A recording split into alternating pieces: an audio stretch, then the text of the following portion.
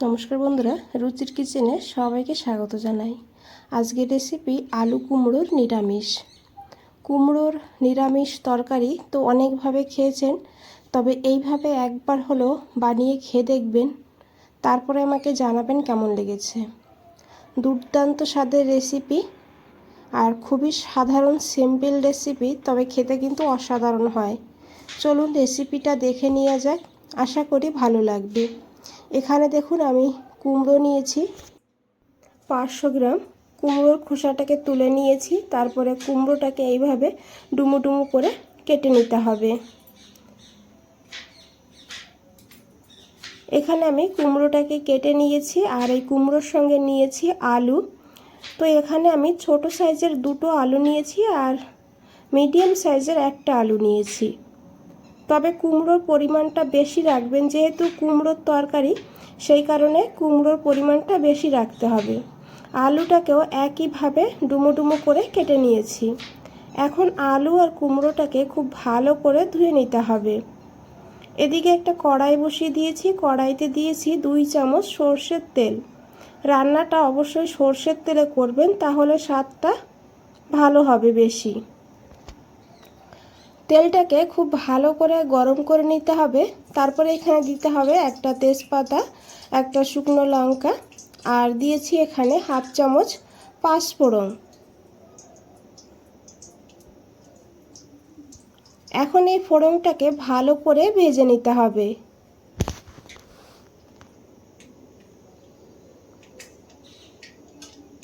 ফোড়ন থেকে সুন্দর একটা গন্ধ বেরিয়ে গেলে তখন এখানে দিয়ে দিতে হবে অল্প করে একটু হিং। যেহেতু নিরামিষ, তাই একটু হিং দিলে খুব সুন্দর একটা ফ্লেভার হবে। আর হিং দেওয়ার সঙ্গে সঙ্গে এখানে আলুগুলো দিয়ে দিতে হবে, না হলে হিংটা পুড়ে যাবে। এখন এই আলুটাকে 2 মিনিট ভেজে নেব। আলু যেহেতু রান্না হতে সময় বেশি লাগে, সেই কারণে আলুটাকে প্রথমে একটু ভেজে নিলে যেমন স্বাদটা বেড়ে যাবে, রান্নাটাও তাড়াতাড়ি হবে। দেখুন বন্ধুরা, এখানে আলু ভাজা হয়ে গিয়েছে। এখন এখানে সেই কুমড়োগুলো দিয়ে দিতে হবে। আর রান্নাটাও কিন্তু খুব চটজলদি হয়ে যায়। খুব ভালো করে মিশিয়ে নিয়ে এখন ঢাকা দিয়ে রেখে দেব 2 মিনিটের জন্য। এইভাবে ঢাকা দিয়ে ভাজলে সবজিগুলো একটু নরম হয়ে যায় আর ভাজাটাও ভালো হয়। প্রায় 3 মিনিট হয়ে গিয়েছে, ঢাকা দিয়ে রেখে দিয়েছি। 3 মিনিট পর ঢাকনাটা সরিয়ে এখন একবার খুব ভালো করে মিশিয়ে নেব।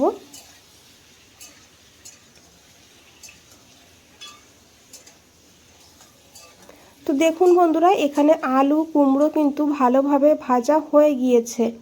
এইভাবে একটু ভালো করেই ভেজে নিতে হবে, এতে রান্নার স্বাদটা অনেকটা বেড়ে যাবে।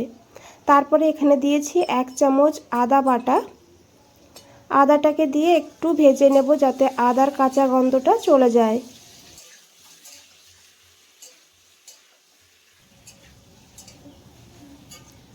তো দেখুন বন্ধুরা, খুব ভালো করে ভেজে নিয়েছি। এখন দিয়েছি এখানে 3টে চেরা কাঁচা লঙ্কা। তবে ঝালের পরিমাণ আপনারা আপনাদের প্রয়োজন মতন নিয়ে নেবেন। আর এখন খুব ভালো করে কষিয়ে নেব। এইভাবে ভালো করে মিশিয়ে নেওয়ার পর এখানে দিয়ে দিতে হবে পরিমাণ মতন লবণ।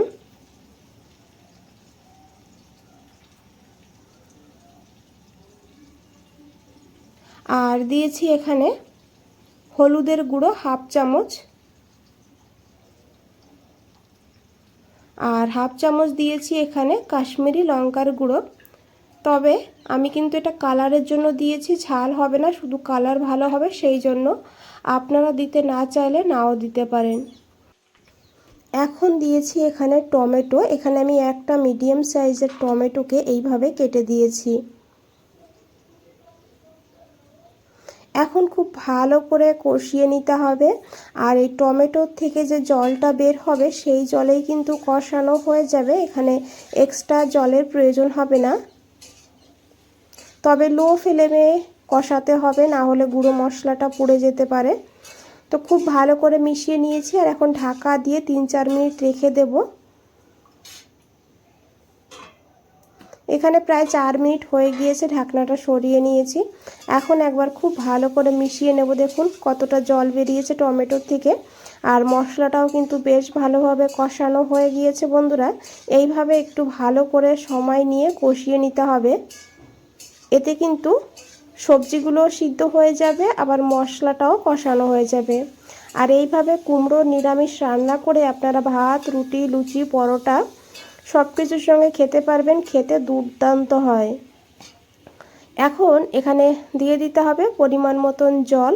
যেহেতু কুমড়োর নিরামিষ তাই খুব বেশি জল দেবেন না, একদম কিন্তু ঝোল হবে না, সেইভাবে জলটা দিতে হবে। জল দিয়ে খুব ভালো করে মিশিয়ে নিতে হবে।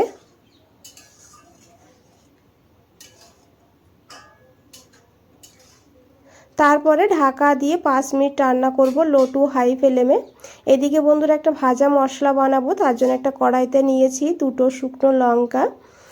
যেহেতু শুকনো লঙ্কা ভাজতে একটু সময় বেশি লাগে, সেই কারণে আমি প্রথমেই দিয়ে দিয়েছি। এখন এই লঙ্কাটাকে হালকা করে একটু ভেজে নিতে হবে। বন্ধুরা রেসিপিটা দেখতে থাকুন, ভালো লাগবে। আর ভালো লাগলে অবশ্যই একটা লাইক করে দেবেন, চ্যানেলটাকে সাবস্ক্রাইব করে পাশে থাকবেন, কমেন্টসে জানাবেন কেমন লেগেছে। তো দেখুন এখানে ঝাল ভাজা হয়ে গিয়েছে। এখন এখানে দিতে হবে 1/2 চামচ গোটা জিরে আর অল্প করে একটু গোটা ধনিয়া। দেখুন 1/2 চামচেরও কম দিয়েছি গোটা ধনিয়া। আর 1/2 চামচ দিতে হবে মৌরি। মৌরির ফ্লেভারটা কিন্তু খুব ভালো হয় এই রেসিপিতে, তাই অবশ্যই একটু মৌরি এখানে দিতে হবে। এখন ভালো করে একটু মিশিয়ে নেব। আর গ্যাসের ফ্লেমটা কিন্তু একদম লোতে রাখবেন, না হলে মশলাগুলো পুড়ে যাবে, পুড়ে গেলে কিন্তু খেতে ভালো হবে না। আর তারপরে এখানে দিয়েছি 2 চামচ সাদা তিল। তিলটাকে দিয়ে এখন প্রায় 15 থেকে 20 সেকেন্ড এইভাবেই ভেজে নিতে হবে। আর এইভাবে ভাজতে ভাজতে দেখবেন হালকা কালার চেঞ্জ হয়ে যাবে আর সুন্দর একটা গন্ধও ছাড়বে, তখন বুঝবেন ভাজাটা হয়ে গিয়েছে। তো দেখুন বন্ধুরা মশলাটা ভাজা হয়ে গিয়েছে, মশলার কালারটাও চেঞ্জ হয়েছে আর সুন্দর একটা গন্ধও ছেড়েছে। এখন এই মশলাটাকে তুলে নিতে হবে আর তারপরে ঠান্ডা করে নিতে হবে। এখানে আমি মশলাটাকে তুলে নিয়েছি আর দেখুন ঠান্ডা হয়ে গিয়েছে। এখন আমি এটাকে বেটে নেব, জল ছাড়াই কিন্তু এটাকে আমি গুঁড়ো করে নেব। দেখুন জল ছাড়া এইভাবে গুঁড়ো করে নিতে হবে। আর এদিকে 5 মিনিট হয়ে গিয়েছে, ঢাকা দিয়ে রেখে দিয়েছিলাম। 5 মিনিট পর ঢাকনাটা সরিয়ে নিয়েছি। দেখুন কালারটা কতটা সুন্দর হয়েছে। এখন একবার খুব ভালো করে মিশিয়ে নিতে হবে আর দেখে বোঝাই যাচ্ছে আলু কুমড়ো সিদ্ধ হয়ে গিয়েছে। এখন এখানে সেই ভাজা মশলাটা দিতে হবে আর দিতে হবে 1/2 চামচ চিনি। যেহেতু কুমড়ো নিরামিষ তাই অল্প করে চিনি এখানে দিতেই হবে, তাহলে টেস্টটা খুবই ভালো হবে। দিয়ে খুব ভালো করে মিশিয়ে নেব। আর এই মশলাটা দিয়ে 2 মিনিট রান্না করতে হবে, তাহলে মশলার ফ্লেভারটা ভালোভাবে আলু কুমড়োর মধ্যে ঢুকতে পারবে। এখন এখানে দিতে হবে 1 চামচ সর্ষের তেল। কাঁচা সর্ষের তেল দিলে দুর্দান্ত স্বাদের একটা ঝাঁজ তৈরি হবে এখানে, এতে কিন্তু এর স্বাদটা আরও বেড়ে যাবে। গ্যাস বন্ধ করে 5 মিনিট রেখে দিয়েছিলাম বন্ধুরা। দেখুন 5 মিনিট পর আমি ফিরে এসেছি, দেখে কতটা লোভনীয় লাগছে। একবার হলেও বানিয়ে দেখবেন এইভাবে। বন্ধুরা আজ তাহলে এই পর্যন্তই, ফিরে আসছি নতুন কোনো রেসিপি নিয়ে। ভালো থাকবেন, সুস্থ থাকবেন, সবাইকে অনেক অনেক ধন্যবাদ এত সময় ধৈর্য ধরে রেসিপিটা দেখার জন্য।